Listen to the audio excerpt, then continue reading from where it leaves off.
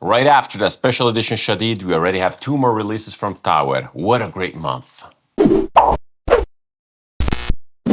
Hello, welcome back to Seldomly Often. I'm Daniel, today we're talking fragrances, and this is an unboxing and very first impression on the new Tower releases from the Absolue collection, the brand new collection, Vani Absolue and Rose Absolue. I have to admit that I'm experiencing a little bit of a deja vu. I just unboxed a brand new Tower fragrance that went there being Shadid, the limited edition.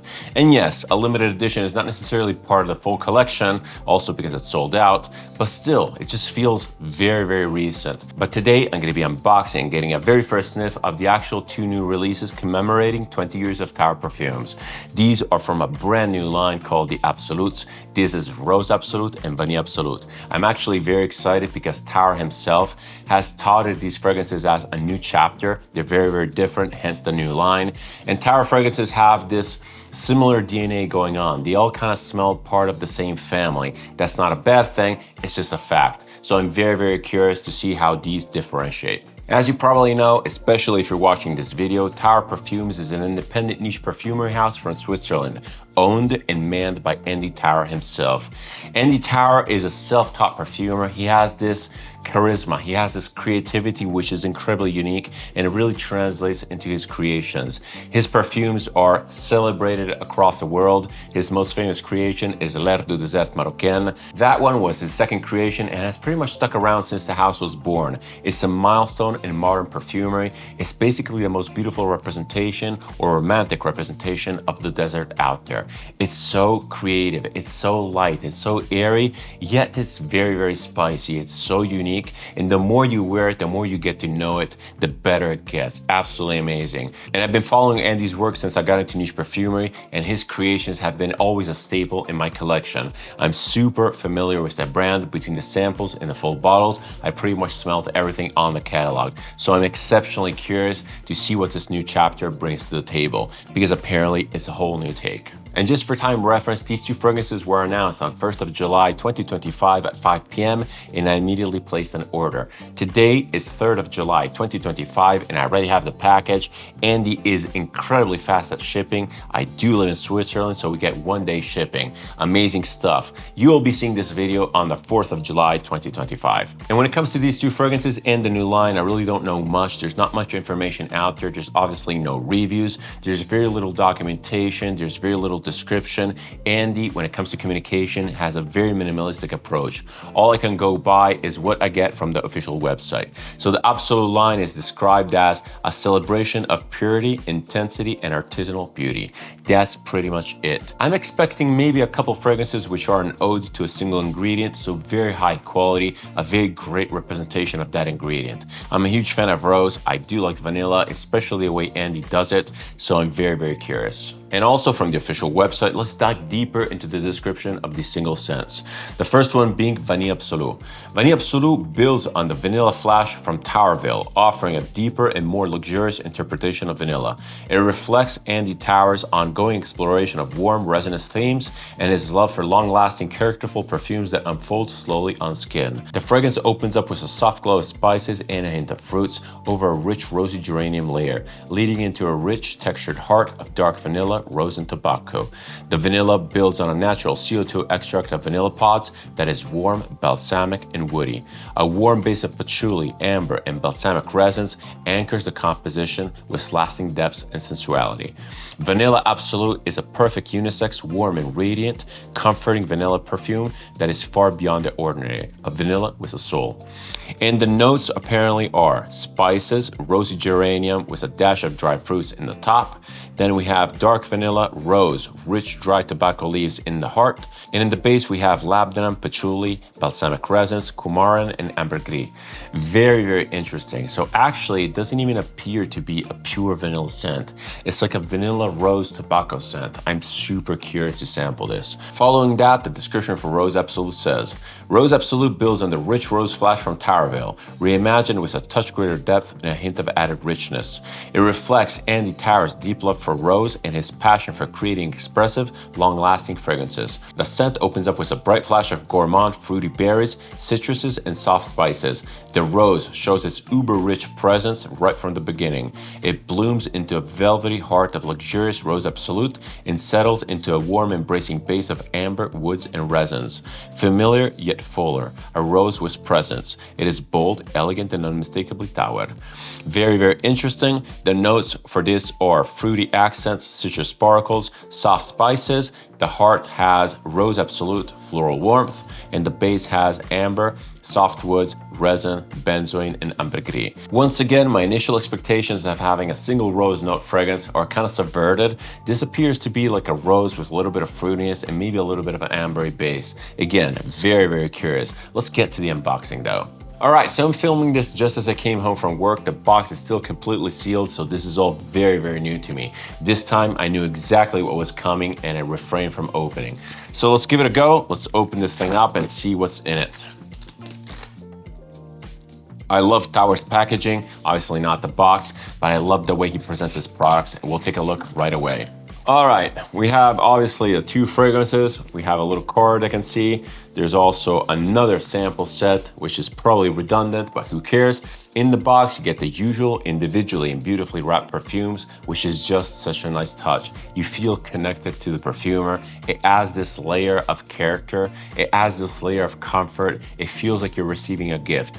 This is why you buy from brands. Andy Tower, in a similar way to Alessandro Gualtieri, really knows how to make the delivery of his fragrances feel like something special. The unboxing experience is absolutely beautiful. Okay, so we have the two perfumes, which we're going to be setting aside just for now. Let's look at what else is in the box. You get the usual sample set, once again individually wrapped in the beautiful box. We'll get to that in a sec. Let's see what else is in here. Nothing more. We have some packaging, and then we have a card where he sprayed a fragrance. This one here also appears to be Sundowner, probably. I can't necessarily read it, but it's sun something. Anyway, let's get into the sample set. Let's see what we got today. Let me just unwrap this thing. Again, it's probably redundant. I've smelled pretty much everything from the house, so I might be giving this away to a friend of mine or someone who I trade with. When you open up the sample set, you get a little bit of a booklet, which is both protecting the fragrances from rattling too much, and it gives you a little bit of information on the house. Very simple, very well made. I always applaud this stuff. It's really pretty. All right, let's see what samples we got today. So we have L'Art Suisse, which is an absolutely beautiful freshie. I filmed a review for that. It's coming out in a couple videos in a couple days. Stay tuned for that one. We have L'Oud, which is always super fun. We have Fi, una rosa de Kandahar, which is actually one of my favorite roses. Phthalo Blue, which is a very unique take on a marine scent, very green with that fennel note, incredibly recognizable. And then we have Raud. And Mo, this one here is for you. I'll be bringing you a crap ton of Tower samples when they come up later this month. All right, time to get into the fragrances proper. I'm very, very excited. I have no idea which one is which. Let's just open up one and see what we got. All right, finally got the knot undone. Let's see which one this one is. Beautiful, beautiful wrapping. This one here is Rose Absolue, so I guess we're gonna start from this one. I'm trying to peel this thing off, but it's proving to be very, very difficult. All right, we got it. Rose Absolue, new packaging, cardboard box, beautiful, beautiful packaging. It's so simple, so humble. It just works so well. It's one of my favorite packagings ever, actually. So the box basically slides open like this. It reveals a card about the fragrance with a little note by Andy. Beautiful stuff. Again, I like these little touches. And then we have the fragrance. The fragrance is placed into the box like that. I really like the presentation. I'm not gonna lie, I was kind of scared that Andy would be changing the bottle design for his 20 years anniversary. I'm glad I was wrong. This one here is the good old faithful, the usual pentagonal bottle. Very recognizable, very iconic. I'm glad that he's gone for this corner sticker, which is also iconic. It's very specific to this brand. Some bottles have the bigger sticker up front. This one here is one of the older ones. I really, really like the presentation. It feels a little bit artisanal, feels homemade, but in the best possible way. The cap is your usual 3D printed looking cap. Actually, someone in the comments for my video of the unboxing of Shadid corrected me, saying that these are made of bakelite. Very, very interesting. The atomizer is the usual Tower atomizer that sprays badly. Andy is aware of this. At this point, I have to assume that it's a living joke. This is very much homemade. I like the artisanal feeling, but again, it has terrible haptics. It just feels cheap. It feels gummy. It doesn't feel reassuring whatsoever. I guess there's nothing more to do. Let's spray this right on skin. I'll be spraying Rose Absolue on my left arm, and I'll be spraying Vani Absolute on my right arm. Let's give it 3 good sprays.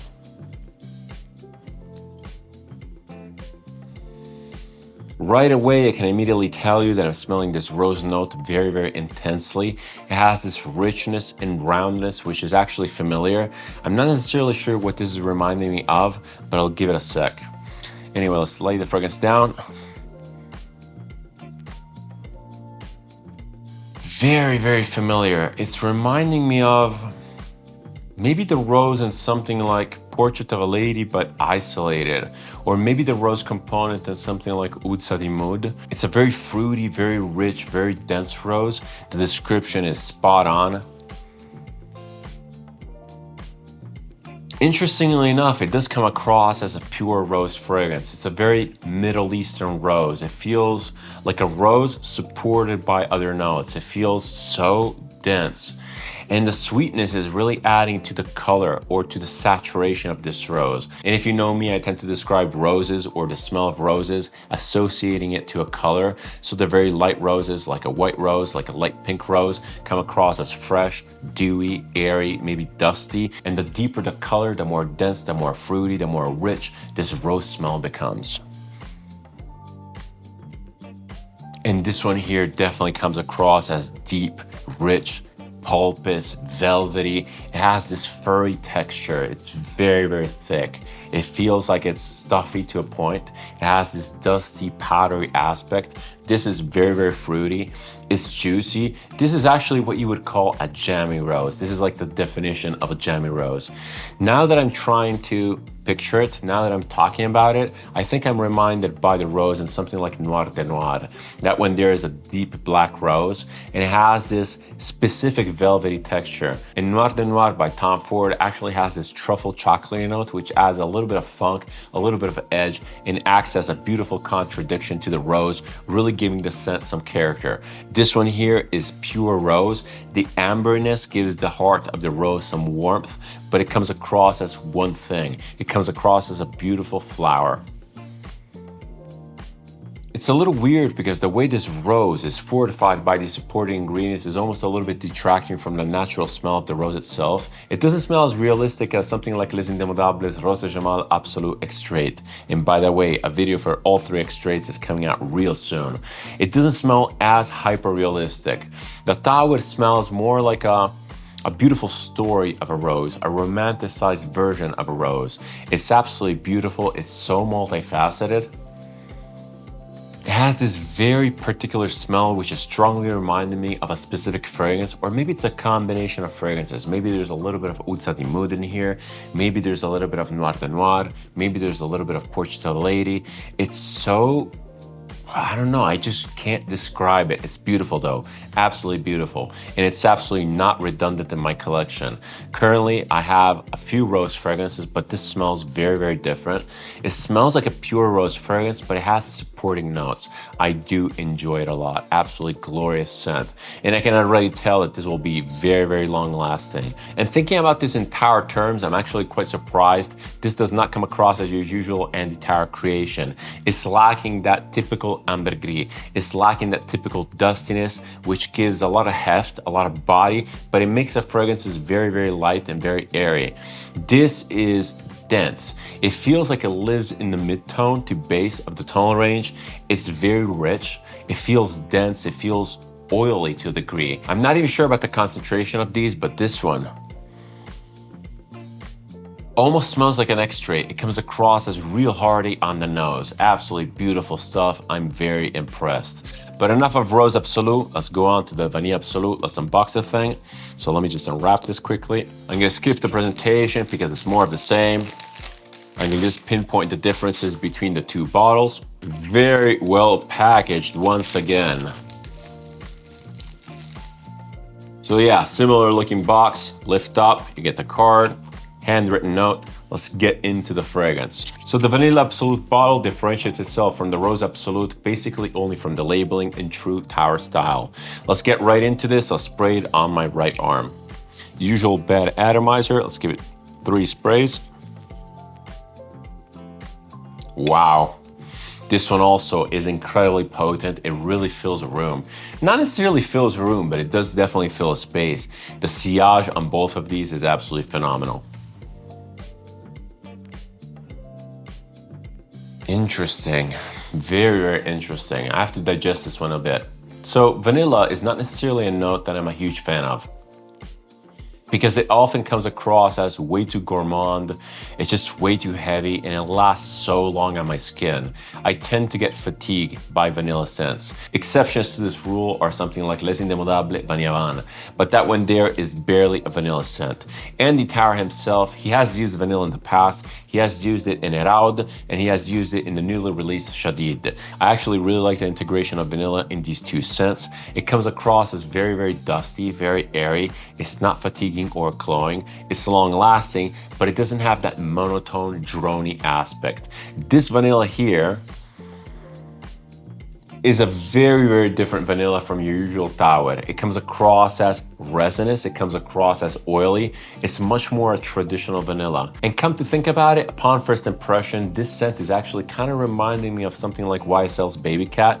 And I mean this in the best possible way. I really like Baby Cat, but it's a little bit too sweet, a little bit too cloying. This is better balanced. It has a lot more going on. It's not pure vanilla. This has a lot of maybe tobacco.